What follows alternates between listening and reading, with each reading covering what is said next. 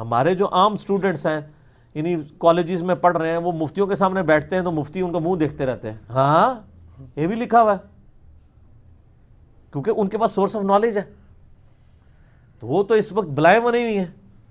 پچھلے دنوں ایک بچہ آیا ادھر, تو میں اس بچے کی گفتگو سن کے پریشان ہو گیا. کہتا ہے میں 9ویں کلاس میں پڑھتا ہوں. میں نے کہا یار 9ویں کلاس میں اتنا علم؟ کہتا ہے علی بھائی 4 سال سے آپ کو سن رہا ہوں, میں 12 سال کا تھا اس وقت آپ کو سننا شروع کیا, اب میں 16 سال کا ہوں. تو پھر مجھے یاد آیا کہ واقعی یار عبداللہ بن عباس بھی حضور کی وفات کے وقت 13 سال کے تھے اور صحابہ ان سے فتوے لیا کرتے تھے.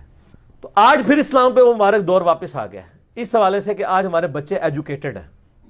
وہ چھوٹے چھوٹے بچے جو ہیں نا, اسی لیے دیکھیں نا علماء نے اجماع کر لیا ہے کہ ہم نے علی بھائی کی کسی بات کا علمی جواب اس لیے نہیں دینا کہ مرجوہ ہے نہیں ہے, ہم نے ہر بات کے جواب میں یہ کہنا ہے کہ علی کو سننا نہیں ہے. اور یہ اتنی بڑی وہ نیکی کر رہے ہیں اپنی عوام کے ساتھ کہ جس کو کہتے ہیں نہیں سننا وہ کہتا ہے میں سن کے دیکھوں تو صحیح. ایک یہاں پہ بھائی آئے لاہور سے نا, تو وہ بڑے کٹر قسم کے اسٹرانچ قسم کے اہل حدیث تھے. تو وہ کہنے لگے جی میں تو آپ کو جانتا بھی نہیں تھا, وہ سعودیہ کے ایک لال رومال والے جو ہے نا ان کے عالم دین, تو انہوں نے ایک کلپ ریکارڈ کرایا ایران کے ٹکڑوں پہ پلنے والا جانور. کہتا ہے میں نے کہا دیکھوں یہ جانور کون سا ہے.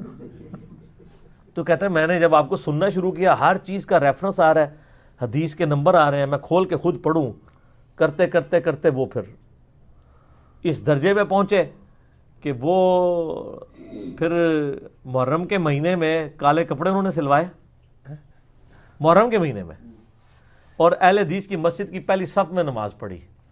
اور وہ اس بندے کی مسجد میں جو اکثر ننگے سر آ کے ٹی وی کے اوپر, میں نام نہیں لیتا چونکہ ہماری پالیسی ذرا سی چینج ہے, آپ کو پتہ چل جائے گا, ننگے سر آ کے وہ اپنے یعنی مکتبہ فکر کی ریپریزنٹیشن کرتے ہیں ٹی وی کے اوپر. ان کی ضد ہے کہ میں نے ٹوپی کے بغیر آنا ہے تاکہ پتہ چلے میں ایک خاص فرقے سے ہوں, جن کے والد صاحب بھی جن کو کہا جاتا ہے وہ شہید تھے, ٹھیک ہے, تو ان کے بیٹے. تو وہ ان کی مسجد میں, تو ان کا میں انتظار میں تھا کہ یہ مجھے اعتراض کرے تو میں اسے بخاری شریف پہ حدیث بتاؤں کہ کالا لباس سنت ہے. یہی تو کر رہے ہیں مطلب باقی لوگ بھی, کہ وہ یہ کہتے ہیں کہ جی ٹخنے ننگے کرنا سنت تو ہے لیکن اب تو نجدیوں کی نشانی ہے اس لیے ہم نیچے رکھیں گے. وہ کہتے ہیں سنت کی اب اہمیت کہاں رہے گی جب گستاخان رسول کی یہ نشانی بن جائے, تو اب ضروری ہے کہ ٹخنے ڈھانپ کے رکھے جائیں, کیونکہ سر وہ تو نجدی سمجھتے ہیں نا. جس طرح آپ کہتے ہیں کہ چونکہ اب رافضیوں کی نشانی ہے کالے کپڑے, تو ہم نے کالے کپڑے نہیں پہننے چاہے آپ ہمیں بخاری مسلم سے حدیثیں بھی کالے لباس کے اوپر سنا دیں چونکہ ان کی نشانی, تو پھر تواڈے نال بھی وہی کام پہ ہے, ٹھیک پہ ہے. پھر بیماری تو ایک ہی ہے نا جو مختلف شکل میں نظر آ رہی ہے. ادھر اہل حدیث یہ کہتے ہیں کہ جی ہم نے پگڑی اس لیے نہیں پہننی کہ بدعتی پہنتے ہیں, ہم کہتے ہیں بخاری مسلم میں حدیثیں ہیں کہ نبی علیہ السلام پگڑی باندھتے تھے, حتیٰ کہ بخاری مسلم میں آتا ہے کہ آپ تو وضو میں بھی پگڑی کے اوپر سر کا مسح کرتے تھے, پگڑی اس وقت بھی نہیں اتارتے تھے.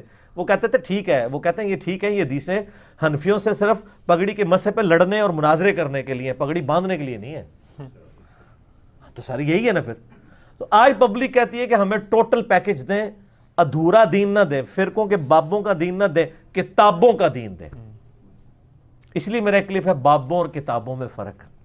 سر بہت فرق ہے, پہلے بھی بہت زیادہ ہی ہو گیا ہے کیونکہ تمہیں پتہ لگ گیا کہ یہ کیا کیا کہانیاں کرواتے ہیں. ٹھیک ہو گیا.